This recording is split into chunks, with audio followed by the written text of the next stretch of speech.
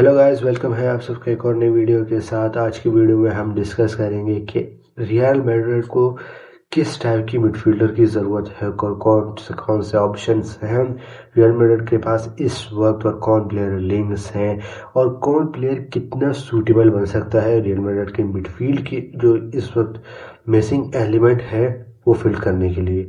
कुछ ऐसे ऑप्शंस हैं जिस पे मैंने थोड़ी रिसर्च की है, जिसमें थोड़ी डिटेल पर हम बात करेंगे कि क्या उनकी इम्पोर्टेंस है। आज हम इसी बारे में इस वीडियो में बात करेंगे।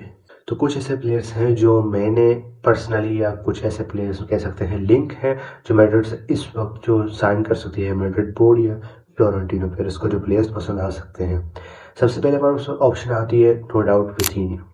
विथिनिया हेविली मैड्रिड से लिंक है, लेकिन विथिनिया की इतनी पॉसिबिलिटीज हैं कि मैड्रिड साइन कर सकती है, और कैसे कन्विंस करेगी मैड्रिड विथिनिया जैसे प्लेयर को मैड्रिड में आने के लिए। सेकंड ऑप्शन हमारे पास है जोआन नेवेस। थर्ड ऑप्शन है हमारे पास फैबियन रुइस, और फोर्थ ऑप्शन है एंजो फर्नांडिस, और सबसे लास्ट ऑप्शन है हमारे पास की स्मिथ, जो हेवीली लिंक है मैड्रिड के साथ। एक यंग स्टार, एक यंग डच प्लेयर जो शायद, क्या वो मैड्रिड की मिडफील्ड का सोल्यूशन बन सकता है। चले एक एक करके डिटेल पे बात करते हैं इस वीडियो में। हम मैड्रिड की मिडफील्ड में एक ऐसे प्लेयर की ज़रूरत है जो मैड्रिड की मिडफील्ड में डीप प्ले मेकिंग करे, या कह सकते हैं प्ले को कंडक्ट कर पाए डीप से, या ऐसा कह सकते हैं कि थर्ड फेज और सेकंड फेज को कनेक्ट कर पाए। ऐसा प्लेयर मैड्रिड को इस वक्त ज़रूरत है। मैड्रिड को एक ऐसे प्लेयर की ज़रूरत है जो कैरीज में बेहतर हो, जो प्रोग्रेसिव पासिस में बेहतर हो, जो फॉरवर्ड पासिस में बेहतर हो। और अगर हम ऐसे प्लेयर की बात करें तो इस वक्त तो फुटबॉल की दुनिया में जो ऐसे परफॉर्मेंस देता है, नो डाउट कि वो प्लेयर हो सकता है डियोंग। डियोंग जिस तरह से इस सीजन में परफॉर्म कर रहा है, डियोंग को हम अंडररेटेड कह सकते हैं। डियोंग की परफॉर्मेंस बहुत अच्छी आती है। डियोंग मोस्टली अगर बेहतरी परफॉर्म कर सकते तो डियोंग अंडररेटेड रहता है, लेकिन डियोंग जैसे प्लेयर की ज़रूरत है इस वक्त मैड्रिड की मिडफील्ड में, जो कैरीज में बेहतर हो। डियोंग की टाइप के प्लेयर की हम डिस्कस करेंगे, या डियोंग के साथ कंपेयर करेंगे ऐसे प्लेयर्स को जो मैड्रिड की मिडफील्ड में बेहतर फिट कर पाए। डियोंग की जो मोस्टली अगर हम कहें डियोंग किस चीज़ में बेहतर है, डियोंग कैरियर्स में बेहतर है, डियोंग प्रोग्रेसिव पासेस में बेहतर है। की पासेस में डियोंग की इतनी अच्छी परफॉर्म नहीं आती, क्योंकि नीड नहीं बढ़ती डियोंग को, क्योंकि ऑलरेडी पेड्री है डियोंग के पास। पेड्री खेलता है एक और पिवट पे, पेड्री और डियोंग की डबल पिवट बनती है बार्सिलोना की मिडफील्ड में। तो डियोंग मोस्टली कैरीज और प्रोग्रेसिव पासेस में ज़्यादा खुद को बेहतर कर देता है, और पेद्री की पासेस में तो हमें पता है पेद्री कैसा है। कमाविंगा वो प्लेयर है जो कैरीज में भी बेहतर है, जो प्रोग्रेसिव पासेस में भी बेहतर है। हमने मोस्टली देखा है जब कमाविंगा खेलता है, लेकिन कमाविंगा की एक प्रॉब्लम है जो मैं इसलिए मैड्रिड की मिडफील्ड में सोल्यूशन नहीं बन पा रहा है। कमाविंगा एक तो बंदा कंसिस्टेंट नहीं है, और दूसरे बंदे की अगर हम बात करें कैरिस की, कैरिस में वो बंदा इतना गुड नहीं है, इतना ग्रेट नहीं है। कैरिस तो करता है बंदा, लेकिन कमाविंगा मोस्टली हमने देखा है कि अगर टीम सामने वाली आपकी इफेक्टिव प्रेसिंग कर दे एक प्लेयर की, आपकी सीडीएम पे या आपके सीएम पे ज़्यादा प्रेसिंग कर दे, तो कमाविंगा मोस्टली उस सिचुएशन में बॉल लॉस कर देते, पोजीशन लॉस करते हैं, जो हमने मोस्टली देखा है, जो चांसेस अटैक्स बन जाती है ओपोनेंट के लिए।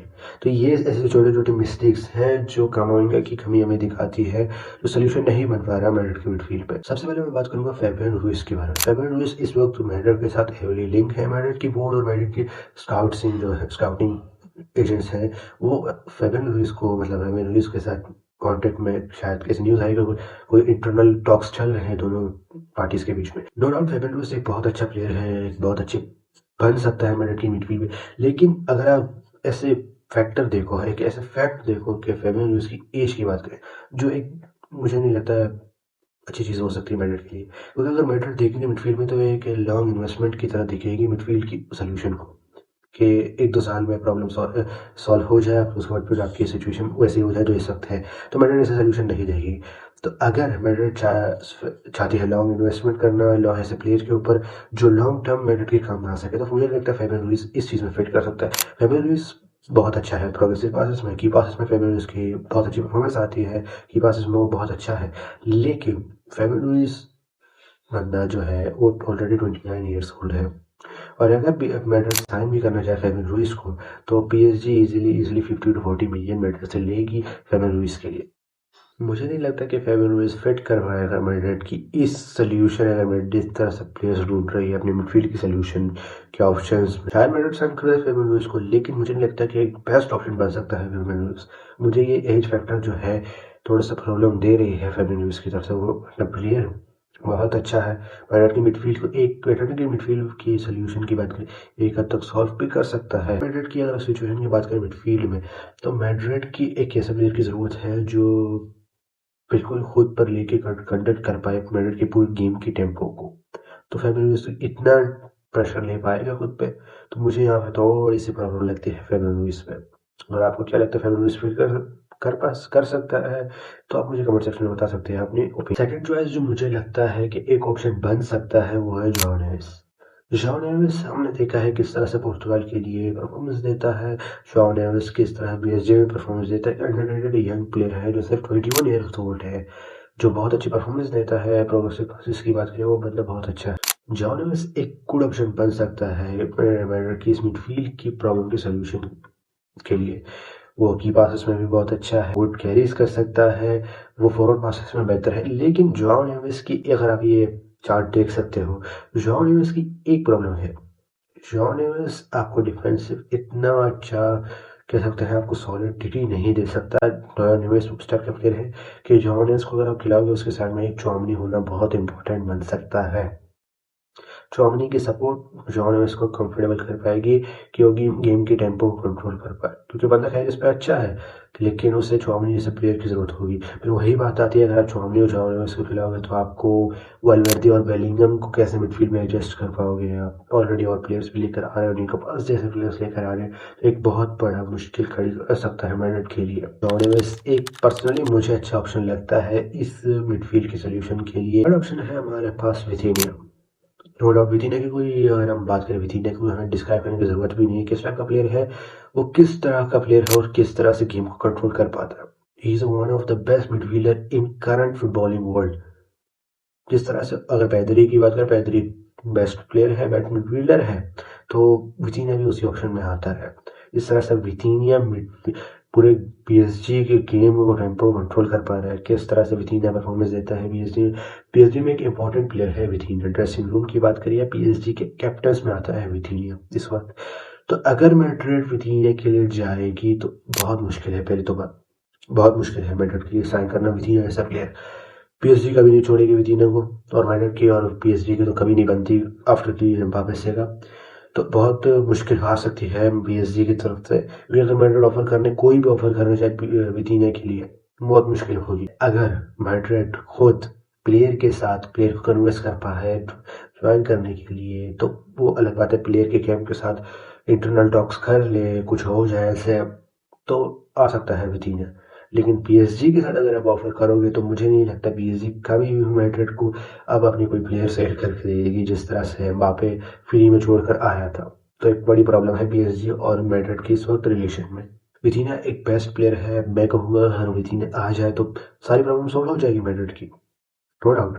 विथिनिया एक बड़ा सोल्यूशन है, बड़ा ग्रेट चॉइस है मैड्रिड की मिडफील्ड में, लेकिन वो बहुत मुश्किल लगता है आना उसका। विथिनिया आपको 140 मिलियन तक पड़ जाएगा। एक और दूसरी तरफ जॉन नेवेस है, उसके लिए भी मुश्किल होगी, लेकिन जॉन नेवेस को शायद पीएसजी छोड़ सकती है आने के लिए। विथिनिया के लिए प्रॉब्लम हो सकती है, जॉन नेवेस की शायद कुछ हो जाए जॉन नेवेस की तरफ से। दूसरी तरफ आती है एक ऐसा प्लेयर जो कह सकते हैं one of the best candidate है इस वक्त मैड्रिड की स्काउटिंग लिस्ट में कि मिडफील्ड की अगर सोल्यूशन सॉल्व कर सकता है, की स्मिथ। इसमें मैंने पहले भी डिटेल्ड वीडियो बनाई थी कि स्मिथ के ऊपर किस टाइप का प्लेयर है ये बंदा, और no doubt is a great midfielder, great Dutch midfield. की स्मिथ टॉप लेवल है। अगर फ्रैंकी डियोंग और की स्मिथ की अगर हम कंपेयर करें दोनों को, तो आप देख सकते हो कितनी सिमिलैरिटी मिलती है दोनों में। की स्मिथ मैड्रिड की मिडफील्ड की सोल्यूशन बन सकता है। की स्मिथ वो उस टाइप का प्लेयर बन सकता है इस सीजन जिस तरह से परफॉर्मेंस दे रहा है। की स्मिथ कैरीज में भी बहुत अच्छा है, प्रोग्रेसिव पासेस में भी बहुत अच्छा है, और फॉरवर्ड पासेस में भी बहुत अच्छा है ये बंदा। लेकिन एक प्रॉब्लम वही आती है कि जिस लीग में खेल रहा है उसके बाद ला लीगा में आप आओगे और मैड्रिड के लिए आप खेलोगे, आप चैंपियन लीग के टफ मैचेस खेलोगे। एक यंग प्लेयर है, क्या आपकी यंग प्लेयर इतना प्रेशर कंज्यूम कर पाएगा मैड्रिड की? ये एक बड़ा क्वेश्चन मार्क बन जाता है। इवन तो ये इज अ गुड ऑप्शन, ये आपको बहुत सस्ता भी पड़ सकता है। 30 मिलियन इसकी मार्केट वैल्यू है इस वक्त। अगर मैड्रिड चाहेगी तो 30 to 35 मिलियन तक पे करके कीस्मिथ को इजीली लेकर आ सकती है। लेकिन मैड्रिड एमिली लिंक तो है इस प्लेयर के साथ इस वक्त, क्योंकि मैड्रिड जिस तरह से कीस्मिथ पे नजरें रखी हुई है, चांसेस है मैड्रिड साइन कर सकती है कीस्मिथ को। लेकिन वही बात आती है ना कि यंग प्लेयर को आप लेकर आओगे, क्या वो प्लेयर ऐसे प्रेशर वाले मैचेस में ऐसे परफॉर्म कर पाएगा, एक क्वेश्चन मार्क बन जाता है मैड्रिड पे। क्योंकि मैड्रिड इसलिए इतना टाइम लेगी ऐसे प्लेयर्स के ऊपर क्यों, जिससे मैड्रिड लिंक है लेकिन मैड्रिड कोई स्टेप नहीं लेना चाहती, रिस्की स्टेप नहीं लेना चाहती। एक और ऑप्शन है हमारे पास जो एंजो फर्नांडिस है। एंजो फर्नांडिस चेल्सी में जिस तरह से परफॉर्मेंस दे रहा है, एंजो फर्नांडिस नो डाउट एक अच्छा ऑप्शन है, एक अच्छा कैंडिडेट है मैड्रिड की इस मिडफील्ड के सोल्यूशन के लिए। एंजो फर्नांडिस पर्सनली मैं कहूँ, मुझे नहीं लगता है एंजो फर्नांडिस कभी चेल्सी लीव करने वाला है इस वक्त, क्योंकि वो बंदा चेल्सी का कैप्टन है, वन ऑफ द कैप्टन कह सकते हैं। एंजो फर्नांडिस कैरीज में अच्छा है, की पासेस में अच्छा है, प्रोग्रेसिव पासेस में भी अच्छा है, लेकिन मुझे नहीं लगता वो परफेक्ट ऑप्शन बन सकता है मैड्रिड के इस मिडफील्ड में। एंजो फर्नांडिस उस टाइप का प्लेयर है जैसे आपके पास वाल्वर्दे है, तो आपको नहीं नीड है सिर्फ प्लेयर की एंजो फर्नांडिस जैसे, जो आपको 100 से 120 मिलियन तक पड़ेगा। आप ऐसे प्लेयर में इन्वेस्ट करोगे जो आपके पास ऑलरेडी उस टाइप का प्लेयर है। अगर हमारे प्लेयर्स फिट हो जाए, जैसे वाल्वर्दे अपनी नेशनल पोजीशन पे आ जाए, मिडफील्ड में आ जाए, और ट्रेंट आर्नोल्ड अपनी राइट में पोजीशन में आ जाए और बिल्कुल फिट हो जाए और कंटिन्यू करे अपने प्ले, तो मैड्रिड, अगर मैं कहूँ कि परफेक्ट ऑप्शन कौन बन सकता है मैड्रिड की मिडफील्ड में, तो मैं कहूँगा कि मिडफील्ड मैड्रिड की ऐसे बनेगी अगर आपके पास दो ऑप्शन है। पर्सनली मैं कहता हूँ, अपनी चॉइसेस में बता रहा हूँ। वितीनिया तो सबसे पहला ऑप्शन आता है, वितीनिया परफेक्टली फिट कर पाता है। अगर वितीनिया, वाल्वर्दे और बेलिंगम को आप मिडफील्ड में डालोगे तो one of the best midfield बन जाएगी। वाल्वर्दे अगर खेलेगा, वाल्वर्दे को चौमनी भी खेल सकता है, कामाविंगा भी खेल सकता है, ये डिपेंड करता है अपने नेचर पे। लेकिन वही बात आती है, अगर वितीनिया को आप लेकर आ रहे हो तो आपको एक स्टार मिडफील्डर आपको सेल आउट करना पड़ेगा, या तो कामाविंगा या तो चौमनी, इनमें से कोई प्लेयर आपको सेल आउट करना ही पड़ेगा। एक पिक स्टेप लेना पड़ेगा मैड्रिड को, क्योंकि आप इतने प्लेयर्स, इतने स्टार्स नहीं एक जगह रख सकते, आपकी ड्रेसिंग रूम में प्रॉब्लम आ सकती। तो मुझे पर्सनली लगता है अगर वितीनिया नहीं परचेस कर पाती है, मैड्रिड नहीं कन्फर्म पीएसजी के साथ डील कर पाती है, वितीनिया के लिए साथ डील नहीं कर पाती, तो पर्सनली मेरे पास दो ही ऑप्शन है। फर्स्ट ऑप्शन हमारे मेरे पास है कीस्मिथ, एक यंग प्लेयर है, रिच प्लेयर है, एक बहुत अच्छा फ्रैंकी डियोंग टाइप प्रोफाइल है इस बंदे का, और इस जिस तरह से परफॉर्मेंस दे सकता है, तो ये बेस्ट ऑप्शन बन सकता है मैड्रिड के लिए। आप कीस्मिथ को मिडफील्ड में रख लो, वाल्वर्दे को रख लो, या उसके वाल्वर्दे की, अगर वाल्वर्दे है या चौमनी है तो आपके पास बेलिंगम तो ऑलरेडी आप टॉप होगा। कीस्मिथ एक ऐसा प्लेयर है जो आपको डीप से कंडक्ट करके देगा अपनी गेम को, वाल्वर्दे उसको सपोर्टिव प्लेयर बन जाएगा, तो मिडफील्ड आपकी बैलेंस बन सकती है इस तरह से। और अगर आप जुआओ नेवेस और चौमनी या वाल्वर्दे को रख लोगे तो ये भी ऑप्शन बेहतर बन सकता है। तो दो ऑप्शन हमें है कि मैड्रिड जुआओ नेवेस जैसे प्लेयर के साथ जाए या कीस्मिथ जैसे प्लेयर के साथ जाए।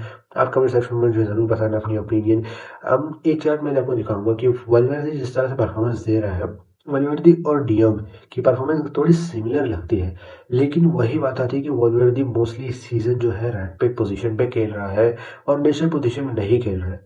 अगर वाल्वर्दे अपने नेशनल पोजीशन में खेल ले और बहुत ही अच्छा खेल ले, जिस तरह से पहले परफॉर्मेंस देखा था वाल्वर्दे, उस तरह से वाल्वर्दे की परफॉर्मेंस आ जाए और एक मैड्रिड ऐसे टेम्पो कंट्रोलर टाइप मिडफील्डर लेकर आ जाए, जैसे मैं कहूँ कीस्मिथ है, कीस्मिथ को लेकर आ जाए, तो मुझे लगता है मैड्रिड की बहुत सारी प्रॉब्लम सॉल्व हो सकती है इस मिडफील्ड की। लेकिन आपको क्या लगता है कौन बेस्ट ऑप्शन बन सकता है? आप मुझे अपने कमेंट सेक्शन में बता सकते हो opinion. That's that for this video. अगर आपको ये वीडियो पसंद आए तो लाइक जरूर से करना, और चैनल को सब्सक्राइब नहीं किया तो सब्सक्राइब जरूर से करना। मिलते हैं एक और नई वीडियो के साथ। Thank you.